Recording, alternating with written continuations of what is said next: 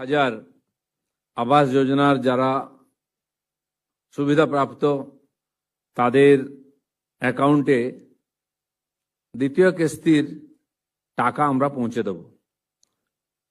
আগের সরকার বাংলার বাড়ি নাম দিয়ে 30 লাখ লোকের নামের লিস্ট বানিয়েছিল এবং 12 লাখ লোক তার মধ্যে পুরো টাকা পেয়ে গেছেন, 1,20,000, এবং তাদের বাড়ি সম্পূর্ণ হয়ে গেছে।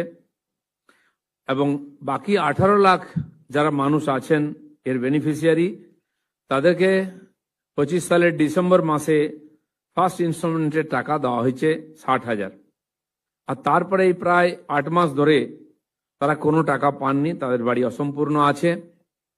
তাই আমাদের মাননীয় মুখ্যমন্ত্রীর নেতৃত্বে সরকার ডিসিশন নিয়েছে যে তাদের বাকি টাকা আমরা দিয়ে দেব।